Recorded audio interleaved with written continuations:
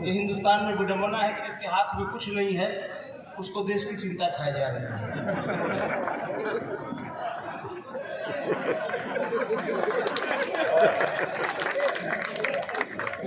असली तालियां अब चाहिए कि जिसके हाथ में कुछ नहीं है उसको देश की चिंता खाई जा रही है, और जिसके हाथ में सब कुछ है वो देश खाया जा रहा है।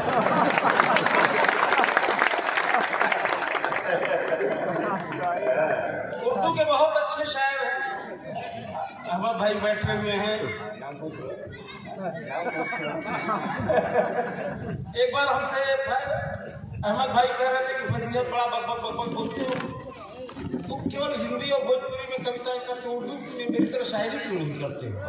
मैंने कहा आपको उर्दू और हिंदी से क्या मतलब है? हमने कहा कि आपको उर्दू और हिंदी में जो फर्क समझ में आता हो, मुझे तो हिंदी और उर्दू में यही फर्क समझ में आता है। उर्दू और हिंदी में क्या अंतर है? कि उर्दू और हिंदी में इतना सा फर्क, उर्दू और हिंदी में इतना सा फर्क, आप जाते जहन्नुम, हम जाते हैं नर। अरे विद्वान, वाह। एक बार इनकी विद्वता के लिए जरा ठोक आप सबको प्रणाम कर रहा हूँ। दरअसल में प्रणाम करने की आदत बचपन से ही रही है। पहले जब भी घर से बाहर निकलता था, जो भी सामने पड़ जाता था प्रणाम कर दिया करता था।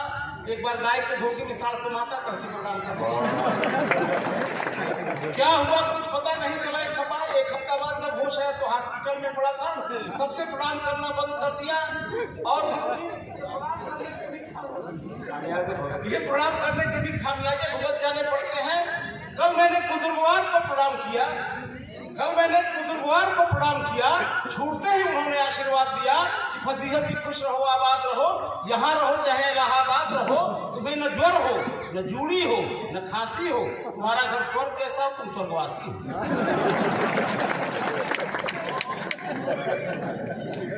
अभी हम लोगों का राष्ट्रीय पर्व वैलेंटाइन डे बीता है।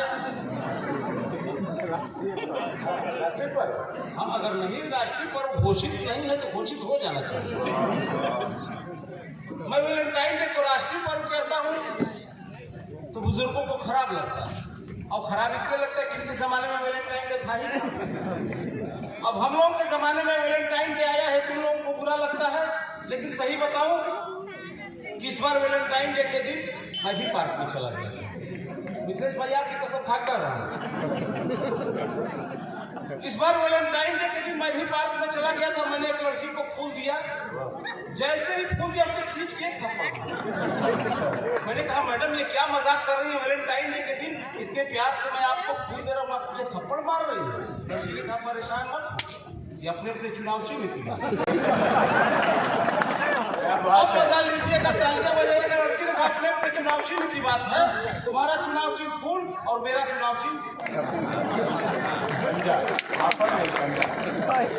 बाद में समझ में अच्छा वो लड़की कम्युनिस्ट थी। अगर कम्युनिस्ट की होती तो थोड़ी देर बाद और समझ में आया कि ये भी अच्छा हुआ। अगर बसपा की होती तो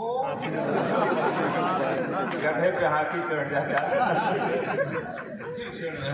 दरअसल में इनका कोई कसूर नहीं है। संचालकों की आदत होती है कि जब हास्य का कवि माइक पे आता है तो ये लोग छेड़ना शुरू कर देते हैं, और जिसकी जो आदत होती है, मैं बताऊं जिसकी जो आदत पड़ जाती है वो कतई नहीं जाती। जिसकी आप देखें गला, आप अपने अगल बगल गाँव या कहीं देखें, जिसकी जो आदत पड़ जाएगी वो नहीं जाती। मुझे वो घटना याद आ रही है कि मेरे गांव में सब्जी वाला, मेरे धमर में सब्जी वाले का बच्चा पैदा हो गया। जिसकी जो आदत है जाएगी नहीं। सुबह सुबह मेरे पास आया, उसने कहा कि भाई साहब बच्चा पैदा हो गया है मेरे घर। मैंने कहा बच्चा कैसा है? उसने कहा बिल्कुल ताजा है। आदत की बात है जी, जिसकी जो आदत पड़ जाएगी। मुझे एक घटना और याद आ रही है कि एक हिंदी के अध्यापक की शादी हो गई, और जब हिंदी के अध्यापक की शादी हुई, प्रथम रात्रि में जब वो कमरे में गया तो जिसकी जो आदत हो जाए, अध्यापक कमरे में गया, उसने कहा कि आप जब तक अपना चरित्र प्रमाण पत्र नहीं दिखाएंगे मेरी बाहों की कक्षा में कदाप प्रवेश नहीं। ये आदत। एक घटना और याद आ रही है, एक दरोगा जी की शादी हो गई। अब तो दरोगा जी की जब शादी हुई तो वही बात जिसकी जो आदत है जाएगी नहीं। जब दरोगा जी की शादी हुई प्रथम रात्रि में जब वो कमरे में गए, उन्होंने पत्नी से कहा तुम अपने विषय में सच सच बताओ वरना 3rd डिग्री अपनाऊंगा और तुम टूट जाओगे। पत्नी सच सच बता दी, शादी ही टूट गई। एक बजे की घटना और यह जा रही थी, अब फिर वही बात जिसकी जो आदत हो जाएगी। बस के कंडक्टर की शादी हुई, प्रथम रात्रि में जब वो कमरे में गया, पत्नी पलंग पर एक किनारे सिकड़ी सहमी सी बैठी हुई थी, कंडक्टर कमरे में गया, उसने पत्नी से कहा कि बहन जी थोड़ा सा उधर की सकी, एक सवारी और आएगी। आदत की बात, 1 बजे की घटना और याद आ रही थी। ये भी यहाँ की बात नहीं है, ये मेरे गाजीपुर की बात है। मेरे यहाँ गाजीपुर में एक नेताजी की शादी हुई। अब जब नेताजी की शादी हुई तो बात वही जिसकी जो आदत हो जाएगी। नेताजी की शादी हुई प्रथम रात्रि में जब वो कमरे में जाने लगे, पीछे पीछे समर्थक भी जाने लगे। दरवाजे के पास पीछे मुड़ के देखा समर्थक, उनका दिमाग खराब हो गया।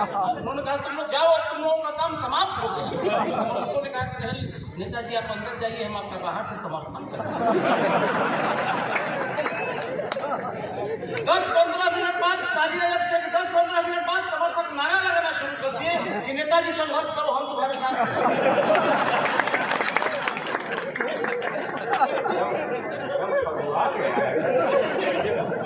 ये आदत की बात, इन लोगों की आदत है। पिछले दिनों आपने देखा होगा कि 10 दिन 15 दिन 1 महीना नहीं बीतता था, कोई ना कोई बाबा पकड़ जाता था। अक्सर बाबा पकड़े जा रहे थे और ये सिलसिला रुक नहीं रहा था। मैंने सोचा कि आखिर क्या कारण है कि सिलसिला रुक नहीं रहा है। तो काफी सोचने के बाद मुझे पता चला कि इस देश में कानून से सजा से लोगों का भय समाप्त होने लगा है, समाप्त होने लगा। क्या सजा निर्धारित होनी चाहिए ताकि ऐसा काम पूर्णतया रुक जाए? अगर इस तरह का कोई काम करता बाबा पकड़ा जाता है तो क्या सजा होनी चाहिए? कि जो देशद्रोही हो उन्हें सूली चढ़ाइए, जो देशद्रोही हो उन्हें सूली चढ़ाइए, पत्थर चलाने वालों पे गोली चलाइए, पत्थर चलाने वालों पे गोली चलाइए। यदि लिप्त दुराचार में कोई मिले बाबा, यदि लिप्त दुराचार में कोई मिले बाबा, ले जाके अस्पताल में बधिया कराइए।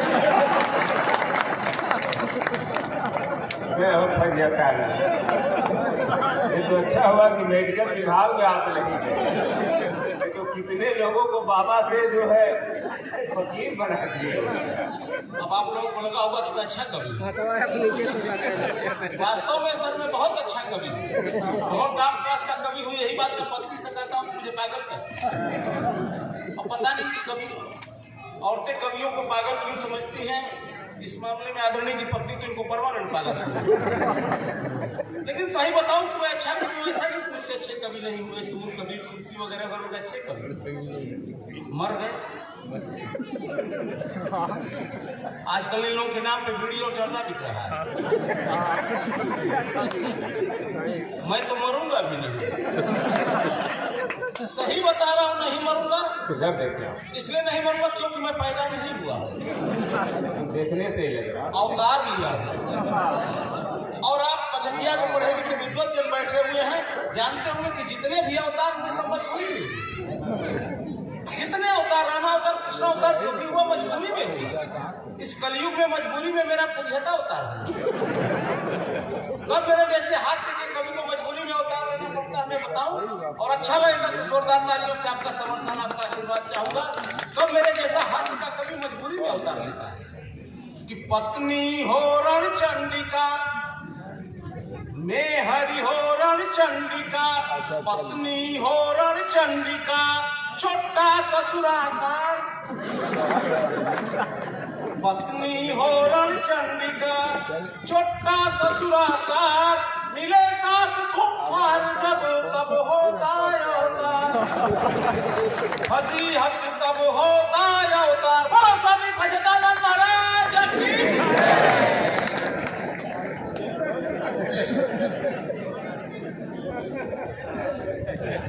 अभी अभयानंद जी थे, जब वो सुने होंगे कि हमारे परंपरा में ऐसे ऐसे लोग भी अवतार हो ले चुके हैं, तो बेचारे सब पकड़ लिए होंगे। अखिलेश जी, पराये मर्द से छेड़छाड़ अच्छी बात नहीं होती।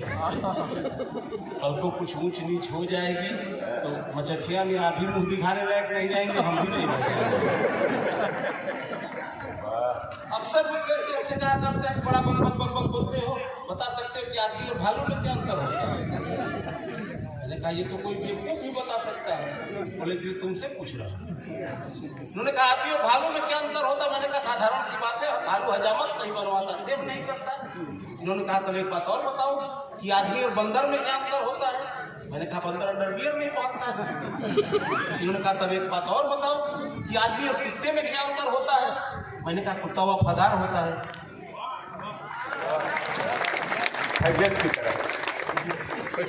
इन्होंने कहा आदमी और कुत्ते में क्या अंतर होता है? मैंने कहा कुत्ता वफादार होता है। इन्होंने कहा तब एक अंतिम बात बताओ कि आदमी और भ्रष्ट नेता में क्या अंतर होता है? मैंने जो जवाब दिया, लगे कि मैंने सही जवाब दिया है, मेरा जवाब आप सबका जवाब है, तो भरपूर तालियों से छोटे कवि को आशीर्वाद दीजिएगा। इन्होंने कहा कि आदमी और भ्रष्ट नेता में क्या अंतर होता है? मैंने कहा आदमी थोड़ी सी कोशिश करे भ्रष्ट नेता बन सकता है, भ्रष्ट नेता लाख कोशिश करे आदमी नहीं बन सकता।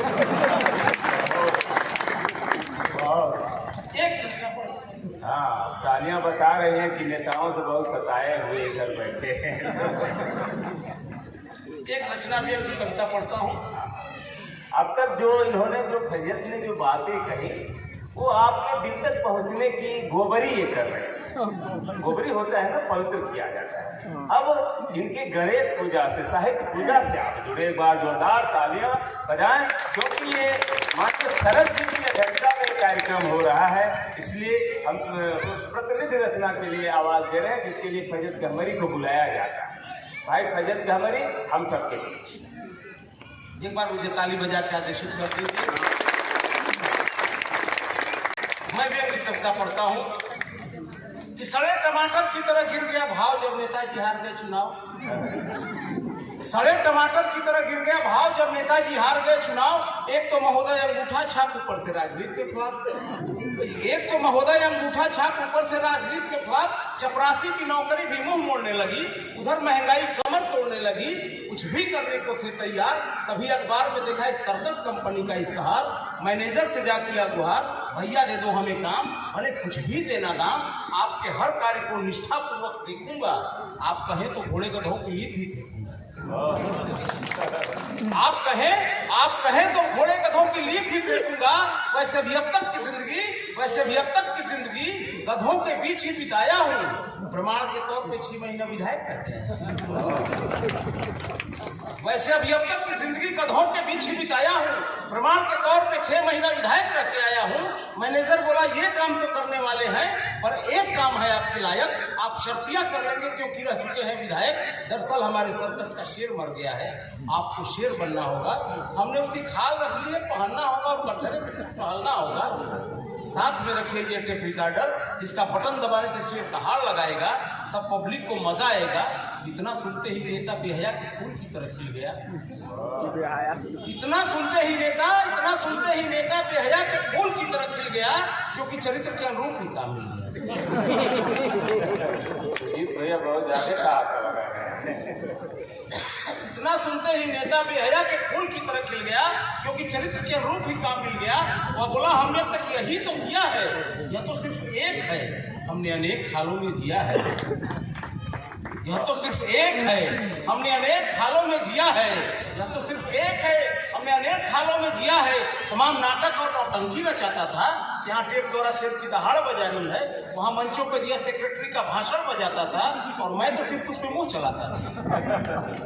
अगले शो में नेताजी खाल पहने थे बेहद खुश। अगले शो में नेताजी खाल पहने थे बेहद खुश। बड़ी अदा के साथ कटघरे में गए घुस। शेर देख बच्चे हर्षाने लगे, उधर नेताजी उछल उछल कर दहाड़ लगाने लगे। तभी कटघरे में दूसरा शेर आया, इनकी तरफ मुंह करके दुगुने स्वर में गुर्राया। डर के मारे नेताजी 2 पांव पर खड़े हो बचाओ बचाओ चिल्लाने लगे। भय के मारे नेताजी दो पांव पर खड़े हो बचाओ बचाओ चिल्लाने लगे। इधर दर्शक दो पैरों पर खड़ा शेर देख और जोर से ताली बजाने लगे। इधर दर्शक दो पैरों पर खड़ा शेर देख और जोर से ताली बजाने लगे। तभी दूसरा शेर धीरे से डांट के बोला कि चुप नालायक, मैं भी हूं तेरी तरह हारा। तभी दूसरा शेर धीरे से डांट के बोला कि चुप नालायक, मैं भी हूं तेरी तरह हारा विधायक। अरे झूठा, आज तू ही झूठ से डर गया। अरे झूठा, आज तू ही झूठ से डर गया। अपने पर पड़ी तो चिल्ला रहे बचाओ बचाओ में मर गया। अपनी इंसल्ट होते देख पहले शेर को ताव आ गया। अपनी इंसल्ट होते देख पहले शेर को ताव आ गया। दोनों आपस में भिड़ गए। सर्कस में चुनाव आ गया। बहुत बहुत धन्यवाद।